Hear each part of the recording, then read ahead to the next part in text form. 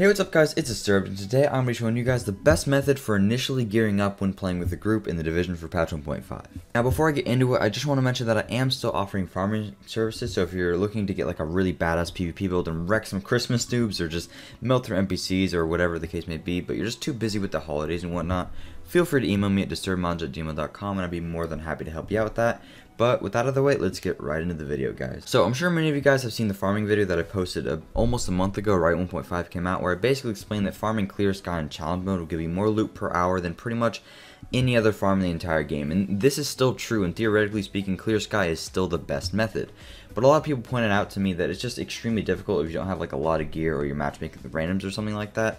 So I just decided to make an updated video explaining what the best method would be for somebody that still doesn't have like a ton of gear but wants to know what the best farm would be for their time when playing with a group. By the way, if you want to know what the best solo farming method is, I already have a video on that, so just feel free to check it out. Link will be in the description. But anyways, to start off, I'm just going to discount a couple of the other methods right off the bat that aren't that great in terms of getting loot per hour. And I'm just going to be explaining why they aren't going to be as efficient as a few of the other farming methods that I'm going to delve into later.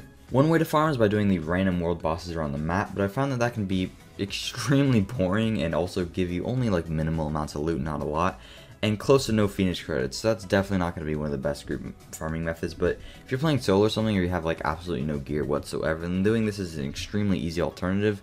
Just know that it's definitely not the most efficient farm out there. Now let's quickly talk about Lexington Event Center. It takes roughly like 8 to 12 minutes to complete an entire run of that, and you only get about 3 pieces of loot from the boss and 2 from the mission reward, including like random NPC drops, field proficiency caches, and the additional 90 Phoenix credits upon completion. So it ends up not being a ton of loot, but Lexington is still great if you're trying to get the bear chest piece, because that's pretty much the only way to like efficiently farm it, or if you're only going for Phoenix credits or something and you just simply don't care about normal gear or anything.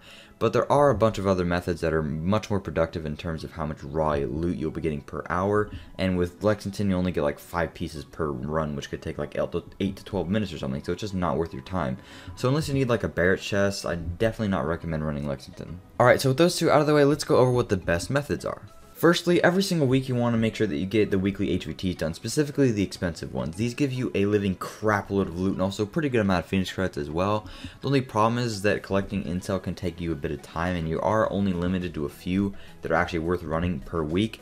And unfortunately, the daily ones just simply aren't worth the time invested. So with that said, just make sure you do the top 3 most expensive HVTs every single week, and then just disregard the daily ones, as farming the target intel can just be extremely time consuming and just not worth it in the long run. Just make sure to get those expensive weekly duns every single week, because they can give you a crap load of loot. So since we want to find a consistent farm, unlike HVTs, which you can only do every week, that gives us a ton of loot per hour, that's going to leave us with the Dark Zone and the Underground. First off, let's just talk about the Dark Zone. It'll take a decently geared group about 10 to 15 minutes roughly to get a full bag and extract it, which is a pretty damn decent amount of gear per hour. The Dark Zone is still great if you don't have like a lot of gear, because NPCs are pretty easy to kill, and it's the best for min-maxing, because like if you and your group decide to only pick up stuff you need rather than extracting garbage, you can save time by not constantly extracting, therefore in theory getting more useful loot per hour. But there are also downsides to this. When farming the Dark Zone, there's always a chance that somebody else will attempt to run up on you and jack your extraction. Even if you are in a group of 4, it's still possible.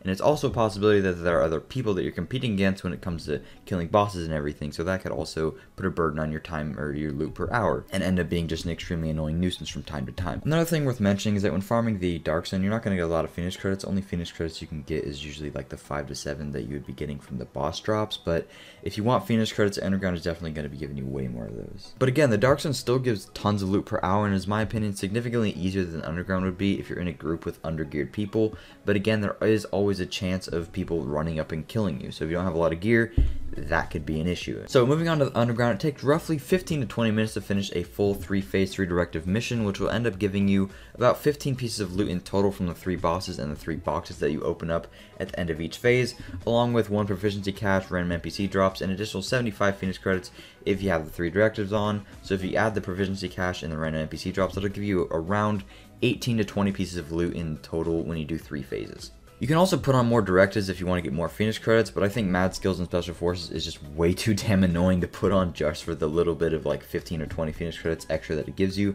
and that can also put a burden on how long it actually takes you to do the farm, so I just definitely recommend to keep those ones off, because they're really annoying and you'd just be better off not dealing with them. Anyways, getting back to the point, as you can see, the Underground will give you significantly more loot per hour than the Dark Zone would, with the Dark Zone sitting around 50 to 60 pieces per hour, and the underground is at around 70 to 80, possibly even 85 or 90 if you do it really efficiently, when you factor in everything such as proficiency caches, random NPC drops, etc. And the underground also gives Phoenix credits, which the Dark Zone does not. The Dark Zone, you only get them from the boss drops again, but it's still not a lot. But the underground has downsides as well. It can be a little bit difficult if you don't have good gear or like a well-coordinated team, and it will also require somebody that's high level in the underground in order to actually be able to do a phase 3 directive mission.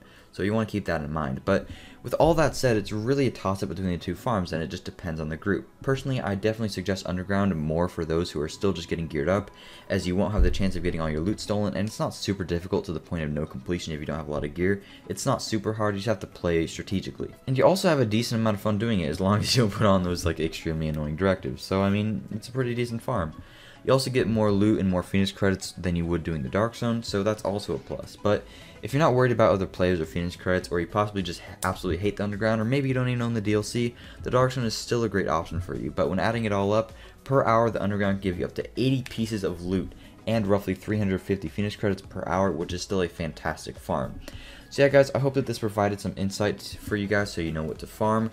The two best are going to be the Underground and the Dark Zone. Clear Sky is still amazing, but again, it really requires a pretty good team and really good loot, and you have to know exactly what you're doing. And the other farms simply aren't going to be as effective as these farms. So hopefully this information helped. If it did, please make sure to drop a like and subscribe for videos similar to this one. And yeah, hope you enjoyed. I'll see you guys later. Peace out.